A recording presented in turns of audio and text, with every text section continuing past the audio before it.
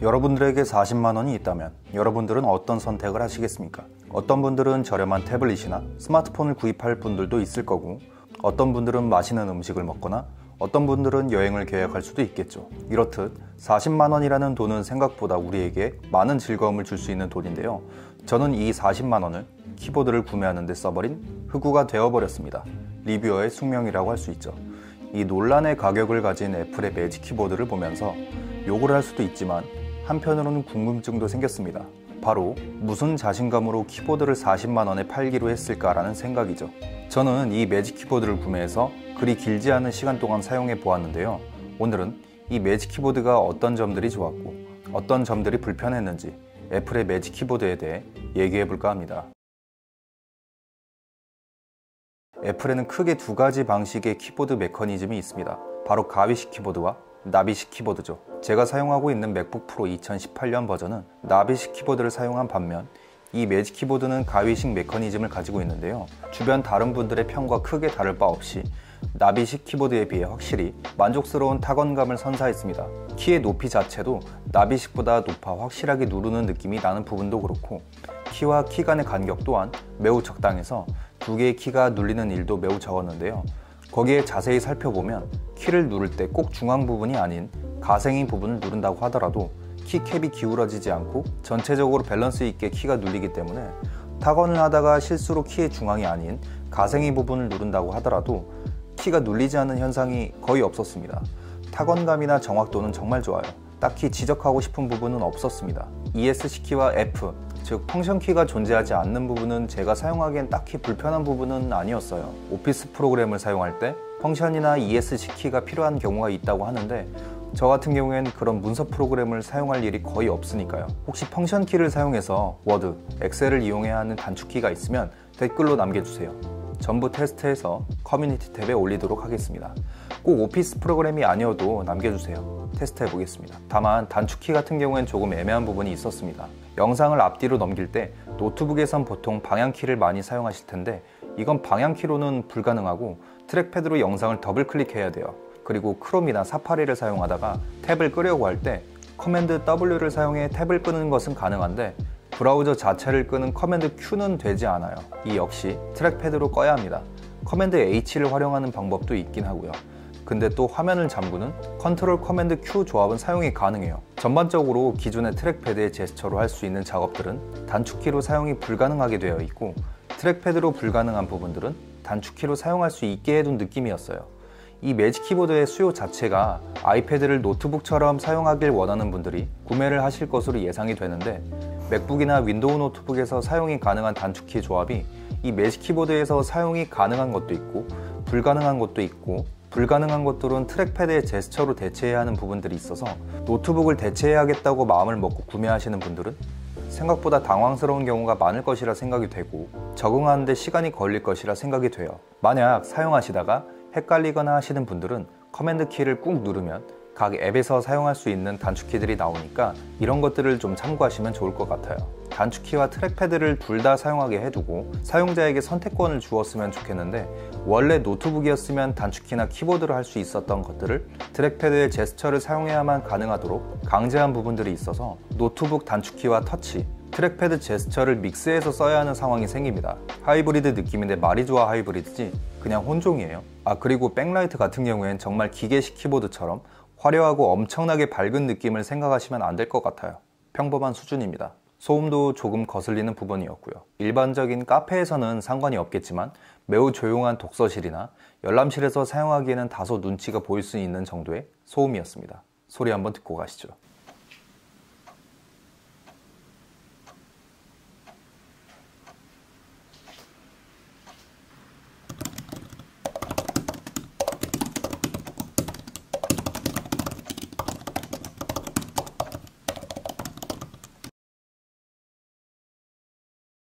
아이패드용 매직 키보드가 아닌 스마트 폴리오나 일반적인 키보드를 활용할 때 정말 많은 분들이 지적해 주신 부분이 있었는데요. 바로 키보드를 활용하다가 특정 작업이나 명령을 내릴 때 굳이 손가락으로 화면을 터치해야 한다는 것이죠. 이런 번거로움 때문에 애플에서 자랑하는 아이패드를 활용한 생산성이라는 부분에서 생각보다 작업의 흐름이 많이 깨진다는 지적이 많았는데요. 이번 매직 키보드에서는 그런 문제점들이 많이 해결된 모습을 보였습니다. 바로 트랙패드의 존재 때문이죠. 아이패드에서 트랙패드의 존재는 정말 많은 분들이 염원했던 부분이기도 합니다. 그만큼 저 또한 기대를 많이 했던 부분인데요.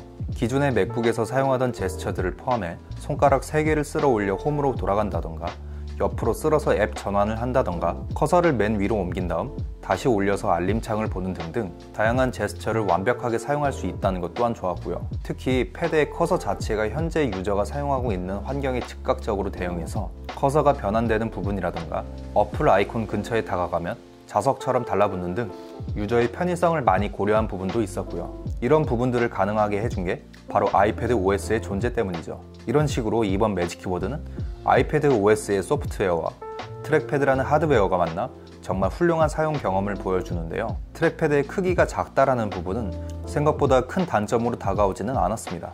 손가락을 움직이는 속도에 따라서 커서의 민감도가 변하기 때문인데, 손가락을 빨리 움직이면 커서가 더 민감해지고 손가락을 느리게 움직이면 커서가 둔감해지더라고요. 그래서 커서를 많이 이동해야 할 때는 손가락을 빨리 움직이고, 좀 더 섬세한 움직임이 필요할 때는 손가락의 속도를 줄여서 사용하는 방식인데 생각보다 편해요. 여러분들의 느낌대로 움직이면 커서가 그대로 따라갑니다.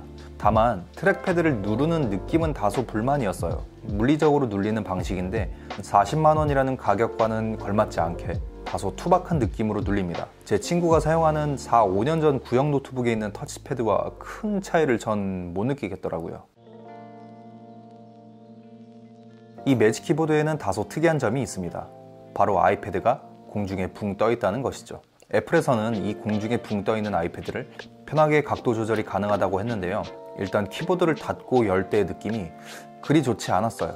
아이패드의 무거운 무게와 강한 자성 때문인지 광고에서 나오는 것처럼 한 손으로 가볍게 열리지가 않습니다. 저는 대부분 두 손으로 약간 강하게 힘을 줘야 열리더라고요. 그리고 맥북 같은 경우에 딱공을 열기 쉽도록 아랫부분에 홈을 파두어서 이쪽으로 손가락을 놓고 올릴 수 있어서 편하게 딱공을 열 수 있는 반면, 이 매직 키보드는 홈이 아예 없었습니다. 이 키보드와 아이패드 사이로 손가락을 넣을 틈이 전혀 확보되지 않았다는 점도 이 매직 키보드를 열고 닫을 때 불편했던 이유 중 하나였고요. 이미 너무 많은 리뷰어분들이 말씀해 주셨지만 아이패드의 각도를 조절하는 부분은 다소 제한적이었습니다. 일반적인 책상에 올려두고 사용하기에 사용자의 시야와 아이패드의 각도가 좋아 시인성이 좋지만, 예를 들어 지하철과 같은 환경에서 앞에 책상이 없어 무릎 위에 놓고 사용을 할 때는 다소 불편하겠다는 생각이 들었습니다. 매직 키보드의 각도를 위로 많이 젖히고 싶은데 그 부분이 많이 제한적이어서 무릎 위에 올려놓고 사용을 해야 하는 상황이 생기면 시야각이 잘 확보되지 않아 사용이 어려운 상황이 생기기도 했습니다. 만약 이런 점들이 있더라도 감수하고 무릎 위에 사용을 하려고 하신다면 이 매직 키보드를 양손으로 꾹 누르시고 사용을 해야 할 것 같아요. 긴장이 풀려 양손을 키보드에서 떼는 순간 아이패드와 매직 키보드가 앞으로 고꾸라지기 때문이죠. 참고로 맥북은 키보드에서 손을 떼도 앞으로 쏟아지지 않았습니다. 그리고 공중에 붕 떠있는 부분 때문에 매직 키보드를 열어두고 애플 펜슬을 이용할 때 아이패드가 덜렁거리는 현상이 있는 것도 매우 불편했어요. 기존의 아이패드 커버 같은 경우 키보드를 활용하다가 애플 펜슬을 이용하고 싶을 경우 그대로 사용하거나, 아니면 커버를 거꾸로 뒤집어서 애플 펜슬의 사용을 바로바로 할 수 있는 반면, 매직 키보드는 아까 말씀드렸던 것처럼 애플 펜슬을 사용할 때 덜렁거리는 부분 때문에 아이패드를 탈착해서 애플 펜슬을 이용하다가 키보드를 사용할 때는 다시 붙여야 하는 번거로움 또한 많이 불편한 부분이었습니다. 매직 키보드를 뒤집어서 필기를 하려고 하면 푹 눌려버렸어요. 그래서 이 타이핑 모드와 필기 모드를 바꿔가는 과정에서 저는 내가 지금 뭘 하고 있는 건가 라는 현타가 오기도 했습니다. 정확히 충전만 가능한 매직 키보드의 C타입 단자 또한 아쉬운 부분이었고요. 외부 연결을 할 때 케이블의 길이가 짧으면 이런 식으로 매우 흉측한 모습이 되어버리거든요. 그리고 매직 키보드의 겉면 자체도 다소 빈약한 느낌이 들었어요. 생각보다 금방 지저분해지는 느낌이 납니다. 먼지나 물기가 꽤나 많이 묻어나와서 오염이 쉽게 된다는 느낌을 받았는데, 정말 다행인 건 깨끗한 물티슈나 행주로 닦으니까 잘 닦이더라고요. 그래서 평소에 키보드 겉면을 꾸준히 관리해 주시는 것도 중요하다고 생각이 됐어요. 참고로 단순 먼지나 물기가 아닌 카페에서 매직 키보드를 사용하며 빵 같은 것들을 드시는 분들은 정말 조심하셔야 될 것 같아요. 겁이 나서 테스트는 직접 해보지는 못했는데 저희 킹리적 가심으로 보았을 때 빵에 묻은 기름기나 크림 같은 것들은 한번 묻으면 얼룩이 정말 안 지워질 것 같습니다. 그리고 가장 주의하셔야 할 점이 있는데, 후면에 애플 로고가 또렷하게 잘 보이지 않아요. 그래서 이거 들고 스타벅스 가면 출입 거부당할 수도 있거든요. 그 부분 또한 유의하셔야 될 것 같습니다. 제가 단점을 굉장히 많이 얘기했지만 그렇다고 해서 여러분들에게 사지 마세요 라고 하기에는 또 조금 애매한 부분도 있어요. 특히 타건감이 다른 태블릿 키보드와 비교했을 때 정말 압도적이었고 트랙패드가 존재한다는 것 또한 매우 좋았던 부분이고요. 그렇다면 어떤 사람들이 이 매직 키보드를 이용하는 게 좋을까요? 일단 확실한 건 이 매직 키보드가 있다고 해서 완벽하게 PC를 대체하기는 어렵다고 생각이 돼요. 기존의 필기 목적으로 아이패드 프로 3세대, 4세대를 사용하시다가 필기용으로만 사용하기 아깝다고 생각되시는 분들이 있다면 이 매직 키보드를 한번 고려해 보시는 것도 저는 나쁘지 않다고 생각해요. 다만 기존에 아이패드 프로가 없고 노트북 구매를 고려하는 중인데 아이패드 프로와 매직 키보드를 활용해서 완전히 노트북처럼 사용할 거야 라고 생각하시는 분들은 별로 추천드리지 않습니다. 노트북이 필요하시면 노트북을 구매하세요. 그리고 아무리 타건감이나 트랙패드가 좋다고 해도 키보드를 44만 원에 판매한다는 것 자체가 사실 제 기준에서는 매우 강한 거부감이 느껴지는 부분이기도 했고요. 애플의 신제품들은 처음 출시가 되었을 때 가격을 포함한 여러 부분에서 욕을 먹는 경우가 굉장히 많지만 결국엔 다른 제조사들도 애플의 방식을 따라가는 경우가 굉장히 많아서 이 매직 키보드는 어떤 결과를 가져올지도 조금 궁금하기도 했고요. 오늘 영상은 여기까지입니다. 제 영상을 시청해주셔서 진심으로 감사드리고 지금까지 신하보로였습니다.